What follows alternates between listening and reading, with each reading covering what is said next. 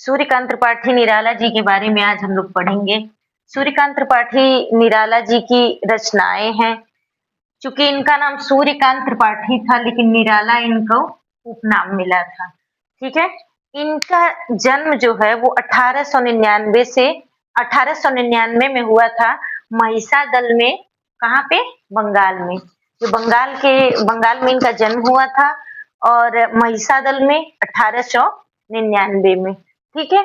और सूर्यकांत त्रिपाठी निराला जी जो हैं वो छायावाद, जो हिंदी का वर्गीकरण है, हिंदी का वर्गीकरण आधुनिक काल के वर्गीकरण में छायावाद का जो वर्गीकरण किया गया है, उसमें ये छायावाद के प्रमुख कवियों के 4 स्तंभ में आते हैं। छायावाद के जो 4 स्तंभ हैं, उसमें जयशंकर प्रसाद, सूर्यकांत त्रिपाठी निराला और सुमित्रा नंदन पंत और महादेवी वर्मा जी हैं। जिसमें से सूर्यकांत त्रिपाठी निराला जी का एक बहुत विशेष स्थान है और इन्हें छायावाद का शिव जी कहा जाता है, मतलब भोलेनाथ कहा जाता है, महादेव कहा जाता है। छायावाद का महादेव इन्हें कहा जाता है, क्योंकि ये तो निराले हैं और अपने महादेव भी निराले ही हैं। इन्होंने सबसे पहले जो इनकी पहली कविता थी, जूही की कली, ये 1916 में, अगर ये रचना अगर प्रकाशित हो जाती तो छायावाद की पहली रचना ये मानी जाती। परंतु जो महावीर प्रसाद द्विवेदी थे वो बहुत नियम के पक्के थे। इन्होंने जो जूही की कली कविता लिखी थी, वो कविता को अश्लील कविता कह करके कि ये अश्लील कविता है, और इसकी वजह से उन्होंने इसको सरस्वती में छापने के लिए 1916 में मना कर दिया कि ये कविता नहीं छपेगी, ये कविता बहुत अश्लील है। क्योंकि थोड़ा वैसा उस टाइम के लिए वो अश्लील कविता थी भी, इसलिए उन्होंने मना कर दिया। आप भी गूगल पे ये कविता जरूर पढ़िएगा एक बार, आपको भी अच्छा लगेगा। और इसको इसलिए उन्होंने मना कर दिया, तो ये कविता उस टाइम नहीं छप पाई थी। ठीक है। नहीं तो ये छायावाद की पहली कविता होती। चूंकि इनका जीवन जो था वो दुखों से भरा हुआ था। ये बहुत ज्यादा मतलब दयालु किस्म के इंसान थे, तो इनके पास जो भी रहता था वो दान कर देते थे। चूंकि जो भी रहेगा वो आप दान कर देंगे तो खुद भी यूज करने के लिए कुछ चाहिए ना, लेकिन हम वो नहीं यूज करते थे, वो दूसरों को दे देते थे। इनकी भिक्षुक कविता है, वह थोड़ा-सा वो आप पढ़ेंगे तो आपको लगेगा कि पता चलेगा कि हाँ, आपने ज़रूर पढ़ा भी होगा भिक्षुक कविता। इनकी भिक्षुक कविता है। जूही की कली एक बार ज़रूर गूगल पे आप पढ़िएगा, अच्छा लगेगा। मैं आपको इनकी रचनाएँ बता रही हूँ और बहुत सारी चीज़ें हैं इनके बारे में जो मैं आपको बताती हूँ, लेकिन इनकी जो रचनाएँ हैं, आपको रचनाएँ याद नहीं होती हैं, मुझे भी नहीं होती हैं, इसलिए मैंने ट्रिक बनाया है रचनाओं को ईज़िली याद करने का। तो एक चीज और है, जब भी आप ट्रिक बनाएं तो हमेशा सीरियल वाइज से, सीरियल नंबर से रचनाएं लिखें और तभी ट्रिक बनाएं। ऐसे नहीं इसको इसको ऐसे इधर उधर याद करेंगे तो जब आपको उनका डेट वाइज लगाने के लिए आएगा, जब चूंकि आप टीजीटी पीजीटी किसी भी चीज का एग्जाम देंगे तो ज्यादातर ये प्रकाशन का टाइम पूछ लेता है, तो आपको दिक्कत होगी। इसलिए जब भी आप अगर ये नहीं भी याद करते हैं तो सीरियल वाइज याद करेंगे, तो आपको ये पता रहेगा, जब आप लगाएंगे तो आपको ये पता रहेगा कि इस रचना के बाद ये बाद की ये रचना है, तो आप ये इजीली आप इसको सॉल्व कर सकते हैं। ठीक है। और इन्हें हिंदी में मुक्तक छंद का जनक भी कहा जाता है। पहली जो रचनाएं लिखी जाती थी वो छंदबद्ध होती थी, मतलब चौपाई लिखेंगे तो 16 मात्राएं फिक्स होनी चाहिए, दोहा लिखेंगे तो 13-11 होनी चाहिए, सोठा लिखेंगे तो 11-13 होनी चाहिए।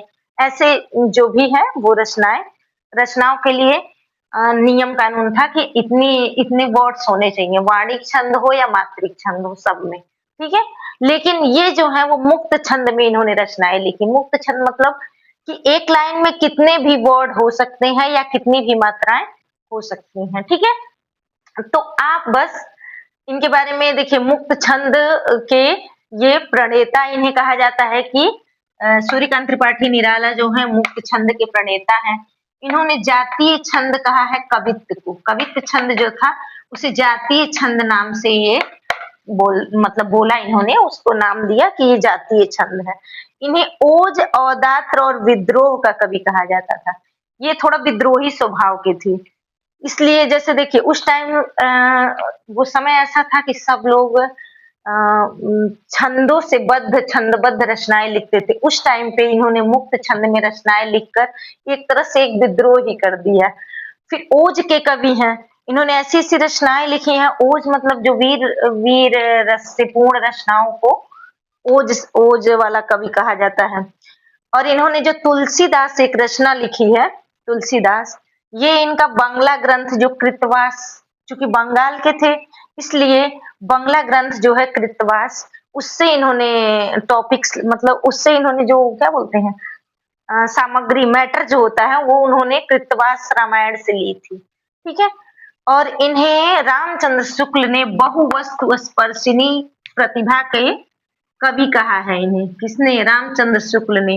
रामचंद्र शुक्ल जिस भी रचनाकार को एक बार जो चीज़ बोल देते थे, वो चीज़ उसके लिए बहुत प्रसिद्ध हो जाती थी। क्योंकि रामचंद्र शुक्ल ने बहुत मतलब बहुत ही सर्च करके कोई भी रचना कोई भी वर्ड अगर किसी को बोला तो बहुत सोच समझ के बोला। इसीलिए इनके बाद के जितने भी हिंदी साहित्य के राइटर्स हैं, वो इन्हीं के शब्दों को तोड़-मड़ोड़ के इधर-उधर घुमा-वुमा के प्रस्तुत करते हैं। ठीक है? अकुंठ श्रृंगार दृष्टि का या और तृप्ति का कवि भी इन्हें कहा जाता है। इनकी एक कृति है सरोज स्मृति, जो इनकी बेटी हैं। बेटी की इनकी मृत्यु हो गई थी। सरोज सरोज इनकी बेटी का नाम है, तो बेटी की इनकी मृत्यु हो गई थी। उसकी स्मृति में इन्होंने जो हिंदी साहित्य का सबसे दुखद शोक होता है, वो इन्होंने लिखा है। तो सरोज स्मृति देखिए इनकी बेटी थी जिसका देहांत हो गया था जो तो उनकी स्मृति में इन्होंने एक कविता लिखी है सरोज स्मृति। ये लंबी कविता है क्योंकि उन्होंने अपनी बेटी की याद में लिखी थी। चूँकि इनके ऊपर ज़्यादातर दुःख ही पड़े हैं। इनकी बेटी की मृत्यु हो गई और समय में फिर इनकी पत्नी की भी मृत्यु हो गई थी। तो बहुत सारे दुःख इन्होंने झेले हैं। फिर आधुनिक काल में जो छायावाद है उसके प्रवर्तक ये उसमें स्तंभ कहा जाता है इनको। अब इनकी रचनाओं के बारे में जानते हैं। इनकी कविता जूही की कली के बारे में आपको मैंने बता दिया, ये इनकी पहली कविता थी। पत्रोत्कंठित जीवन का विष बुझा हुआ है। जो भी देखिए, जो भी जीवन में विद्रोह करता है ना, उसको समस्याएँ उठानी ही पड़ती हैं। भले ही उसके आगे आने वाली पीढ़ी को उससे आराम मिले, लेकिन जो पीढ़ी या जो भी व्यक्ति उठाता है